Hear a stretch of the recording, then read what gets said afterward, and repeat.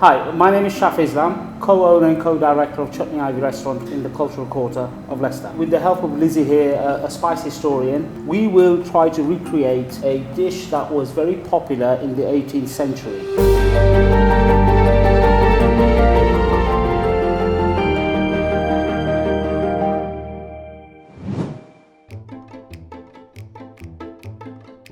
It really reminds me of a dish that Edward Terry, who's probably one of the first Englishmen to give us a description of a curry that he ate in Delhi.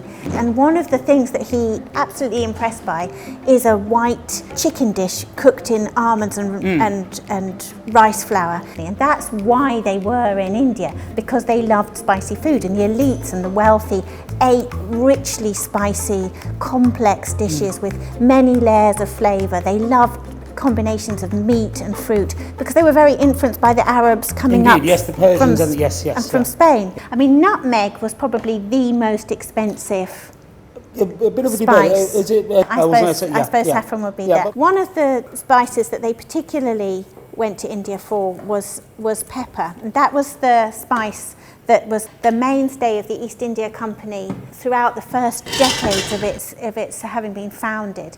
They flooded, in effect, Europe with pepper. So the first East India Company voyage comes back with £1 million of pepper, if you can imagine, in the ship. There were pepper mountains in the warehouses in Europe, and Antwerp was flooded with it. They didn't know what to do with all this pepper and spices. Right. And cardamom as well used to be really, really fashionable. That came from the south of India.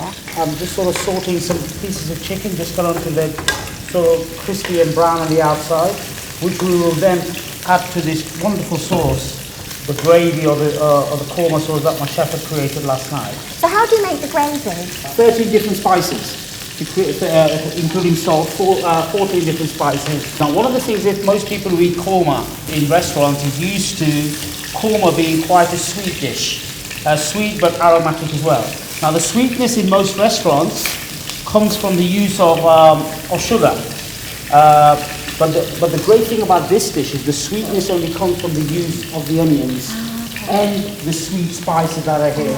And one of the dishes in particular is dried fruit. In this case it's a dried apricots. Bay leaves, cinnamon, cardamom, very, very, very sweet flavours. But that marinating technique was introduced into India by Persian cooks. Right. The practice of marinating meat in yogurt and spices to get it soft and tender before you started cooking it. Turmeric, which adds beautiful colour to food, but it's also it's antibacterial. Well, it's the new fashionable health food. Yeah. The one spice that I see you're using that the Mughals most definitely wouldn't have put in their korma is chili. Yes. At that point, chilies hadn't reached northern India. Chilies are indigenous to South America, and in fact, Christopher Columbus, when he went in search of America, he landed on an island in the Caribbean. They showed him what they were cooking with, and it was called argi, and he said, that's Indian pepper. Yes. And it was chilies, it was chilies. So the Portuguese loved these chili peppers. 5 years later, Vasco da Gama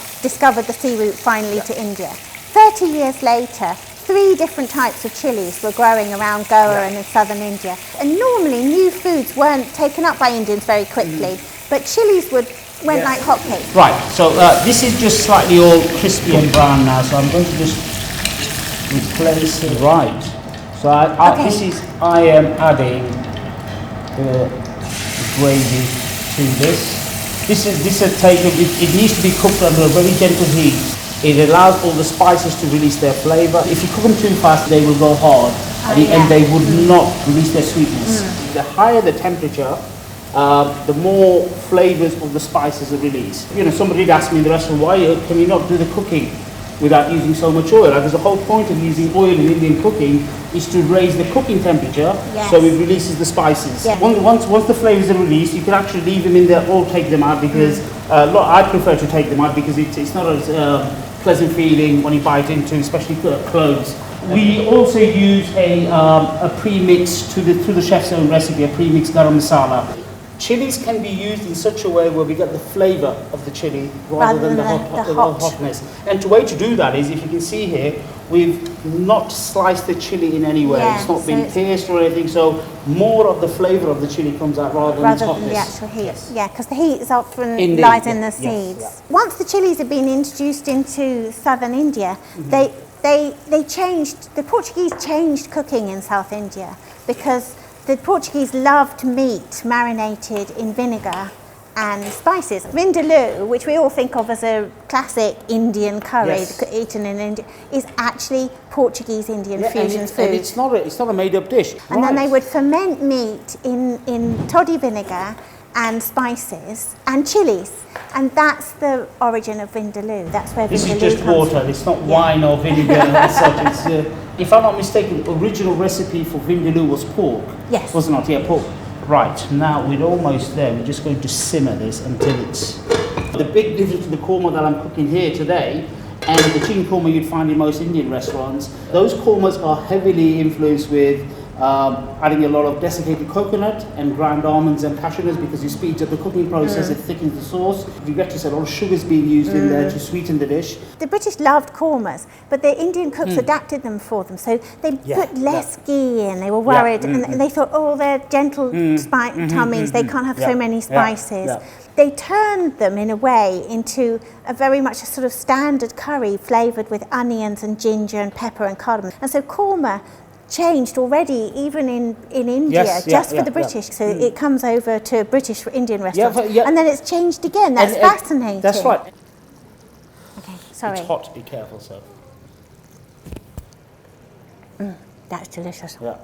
No, That's so good. Once Europe has been flooded with all these spices, they actually start re-exporting them to Eastern Europe because the Eastern Europe still love their dishes thick with spices. Yes, in fact, sugar was seen as a spice at that point. We don't think of sugar as a spice now, we think of it as a kind of staple ingredient. But sugar actually used to be sprinkled all over your food. Once sugar and spices start coming into Britain in large quantities, their price falls and they're not seen as such high status ingredients. A sweet savoury divide occurs in food. So in Nouvelle cuisine, those are kind of things you leave to eat for your dessert at the end of the meal, and in fact sugar is thought to close the stomach, so it's a good thing to eat at the end of a meal. Oh, okay. So that's one of the reasons that's why probably why we have dessert. Exactly, Yes, that's what, and it's stayed that way. The finishing touch to this korma is caramelized onion. Caramelized onion. So, you know, everything about this dish is royalty. And so it's all ready. And I've got some hungry mouths over there, some guinea pigs who are waiting for to try this. So this is the Louis Vuitton of chicken kormas. There we go. Thank you very much. Have you tasted this before? This kind of chicken korma? No, it's absolutely delicious. Yeah. The heat from the chilies comes through, but just enough. It is used more for its flavour than the hotness. But this is another reason you use yogurt or dairy products, because the molecules of yogurt, the fat molecules absorb, they link onto the capsaicin molecules, which makes chilies hot. So that reduces the hotness of it, but still gives the mildness to the curry, but also gives that creamy texture. So Shaf, I hope you're going to send me that recipe, because then I can cook for my friends a white chicken korma that's just as Edward Terry would have eaten when he went to eat with Asaf Khan. That'd be brilliant. Go on YouTube, there is so many variants of this recipe. Different parts of India, Bangladesh, Pakistan have their different ways of cooking it. So try your recipes and maybe let us know which is your favourite. Absolutely. And next time we'll be cooking an 18th century come Victorian curry, and we'll be trying out how the British ate curries in the 19th century. Can't wait not.